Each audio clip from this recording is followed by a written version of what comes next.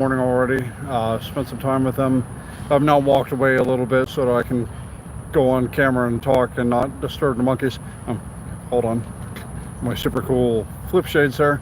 The reason I wear those is if you want to prevent aggression from building when watching primates, especially small primates, you can't stare at them. So I wear dark shades so that I look like I'm not staring at them, even though I'm staring at them. They are doing pretty well. Looks like they're starting their normal dry season routine. So for the dry season in Indonesia,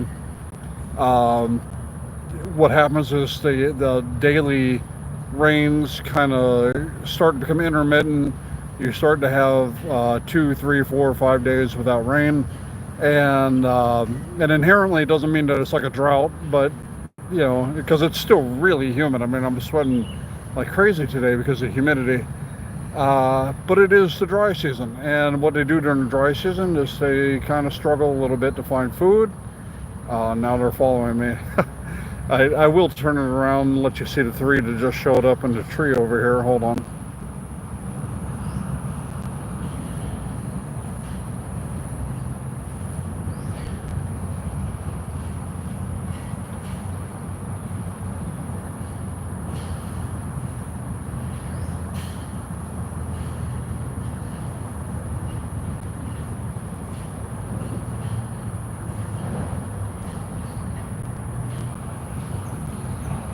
So yeah, I'm gonna kind of move myself further away because I don't really like to disturb them, and not that I think I am disturbing them because they're just sitting there, but you never know. They are habituated to me, so they do recognize me. Most of the troop actually is pretty used to me being around, so they don't typically react to me anyway. But I also want to model good behavior for any park visitors. There are no park visitors right now, but if there were, definitely to show people that they need to maintain at least at minimum a 30-foot distance from wild monkeys is the way to go. Okay, at this point I am going to kind of catch you up real quick on what's going on. So Troop Bravo has a lot of youngsters. They had a lot of babies at the beginning of the year. They have a couple of the newborns that are still very small. And so because of that, they do tend to actually shy away from bringing the whole troop out onto the main path. So the main path is this pathway, and it's like a straight line that runs 1 kilometer through the length of the park. The park is only 1 kilometer long, and it's about a ½ kilometer wide. And then on the other side behind me is the majority of the mangrove reparation. This is actually where they're doing all the planting and the conservation of mangrove trees themselves, and then there are over by the water where the monkeys are also mangroves. So I'll turn this around and I'm going to get quiet for a moment and go a little bit closer because I think the whole troop is actually moving more in this direction. You probably won't be able to see them, but if you're not like me and you're not heavily hearing impaired, you'll probably be able to hear them. Let's see if I can get clear of these trees.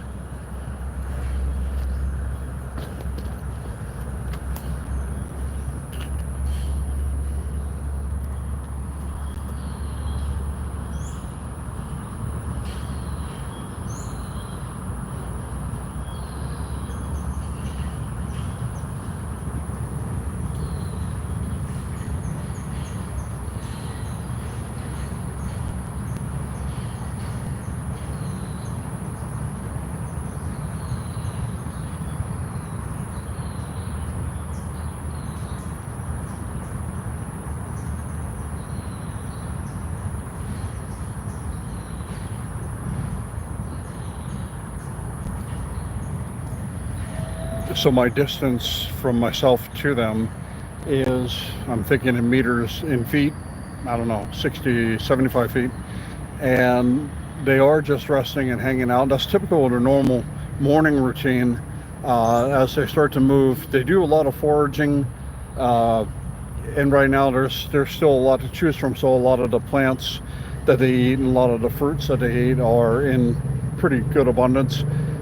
They will raid trash cans if the trash cans haven't been emptied.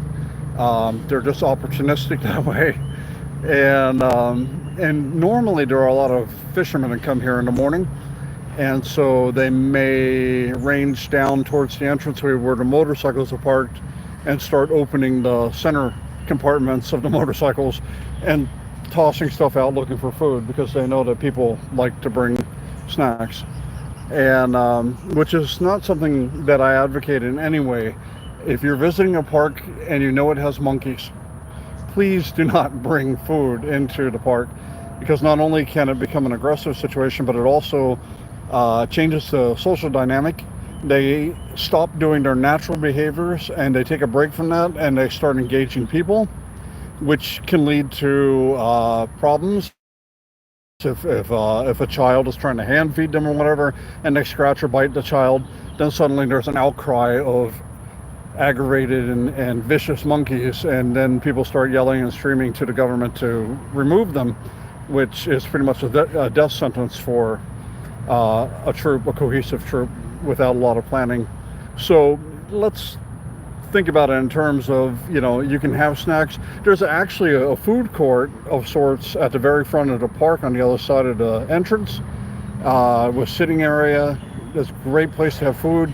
Those people make their living from selling foods, not expensive, great stuff.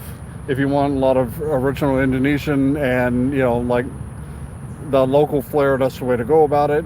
And otherwise, just don't bring the food into the parks is a great recommendation. I'm going to turn back around so you can't see this, and if I zoom in, it's going to be all pixelated, so it doesn't help much. But there are 30 monkeys currently in the troop, in Troop Bravo, long-tail macaques, and they are spread out. So they're spread out from this area here all the way down to the far area down there. So whereas in front of me I've got 3, 4, 5, maybe 6. Yeah, there's more coming over here. And more over here. So I'm starting to see them come further this way. But they're still spread all the way out, all the way down to like the end of where you can see down there, which, like I said, gets pixelated. It doesn't show you as much as I'd like to. Anyway, I'm going to say goodbye. Connections out here. The cell service is pretty rotten in this area. Thank you guys for tuning in. See ya.